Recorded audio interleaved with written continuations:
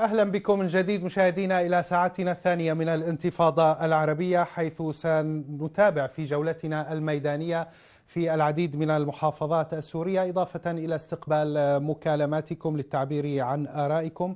وبداية اسمحوا لي أن ينضم إلي أبو جعفر الحمصي الناطق باسم لجان التنسيق المحلية في حمص. مرحبا بك أبو جعفر. السلام عليكم، مساء الخير لكم المشاهدين الكرام. مساء الخيرات، أهلا بك أبو جعفر. ما هي آخر التطورات الميدانية في محافظة حمص اليوم؟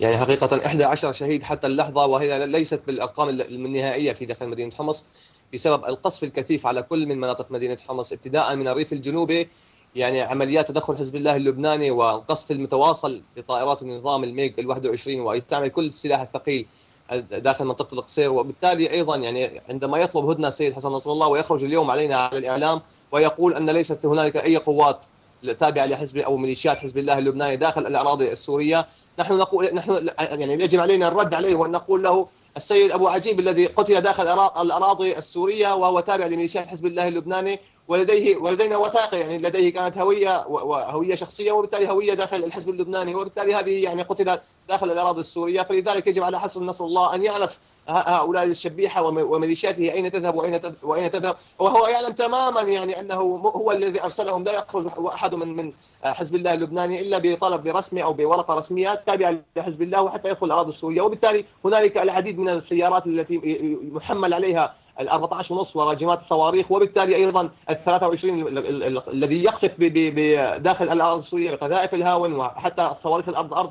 يعلم تماما لدينا توثيقات كثيره. يجب على حسن نصر الله التراجع عن هذا الكلام، والا سوف يكون هنالك يعني امر اسوء من هذا الحاصل اليوم.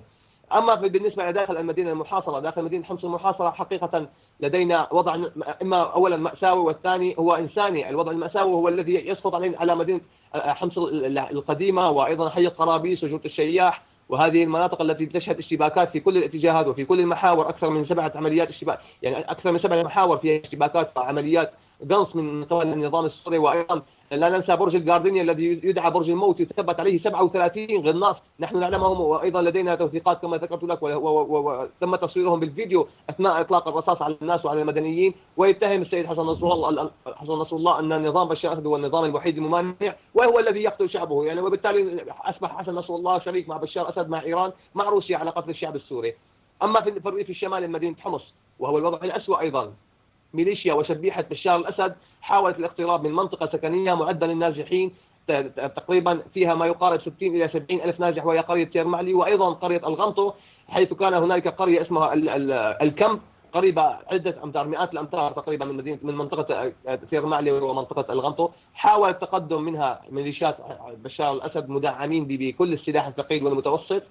بالتالي احتلوا 6 مزارع على بعد عدة أمتار من قرية الغنطو وتيرمعلي. طبعا هنالك عمليات اشتباكات حتى اللحظة في داخل هذه المناطق. بالتالي أيضا هنالك طائرات الميج التي أصبحت تأتي أسرابا. كان في السابق تخرج طائرة ميج تقصف من الشمال إلى الجنوب وفي وسط المدينة، لكن اليوم حقيقة هنالك أكثر من 4 طائرات تأتي مع بعضها تقصف في كل الاتجاهات وبكل المناطق على كل القرى والريف الشمالي وإن داخل مدينة حمص وحتى في الريف الجنوبي. 11 شهيدا معظمهم من عائلة واحدة، من عائلة شقحبي، وهو يعني طبعا تم قصف مبنى كامل فيه الأقارب. طبعا كل منزل أصبح في سوريا في مدينة حمص يوجد فيه 4 أو 5 عائلات بسبب النزوح المتواصل من كل المناطق في مدينة حمص. تم قصف هذا المنزل وتم استشهاد 9 أشخاص مباشرة تم استشهادهم، وبالتالي من داخل مدينة الرستن الأبية التي قصفت أيضا اليوم بطائرات الميج ال21 وألقي عليها المزيد من البراميل TNT من طائرات الهليكوبتر. يعني كما تسمع أنا أقول لك طائرات ميج وطائرات هليكوبتر، أنت تعلم تماما أن هنالك عدة طائرات في الجو تقصف هذه المناطق في الريف الشمالي وإن كان في الريف الجنوبي. منذ ساعات قليلة كانت منطقة الحول التي أيضا شهدت بقصف مدافع الفورزيكا عليها من قبل العناصر المتمركزة والقطع العسكرية المتمركزة في منطقة الوعر، أذكر منها الكلية الحربية وأيضا مدرسة الرياضة التي يزرع فيها زراعة المدافع الفورزيكا التي تقصف الريف الشمالي بشتى أنواع القذائف والمدافع. طيب أبو جعفر أود أن أعود بك إلى ما ذكرت عن قوات حزب الله وبأنهم رفعوا الراية البيضاء وطلبوا الهدنة. يعني لماذا يرفعون الراية البيضاء ويطلبون الهدنة؟ وأيضا هناك بالأخبار أن هناك عناصر كثيرة من حزب الله تهرب من ساحة المعركة في القصير ويعودوا إلى لبنان. لماذا يهربون عناصر حزب الله وعناصر النظام مثلا قوات النظام تبقى في المعركة ولا تهرب؟ نعم أخي الكريم، إذا أردنا أن نقول الحق فيجب علينا أن لا نشمل الكل. هنالك يعني عندما قال السيد الطفيلي أن من يقاتل من حزب الله اللبناني يموت على الكفر فهو صادق وحسن نصر الله مع احترامي للشخصين، لكن هو الشيخ الطفيلي يقول الحق والحسن نصر الله يقول الممانعة مع بشار الأسد، وهذا طبعا لا يرضى لا حزب الله اللبناني ولا يرضى الإسلام ولا يرضى الشيعة ولا يرضى أي نوع من الطوائف بشكل عام.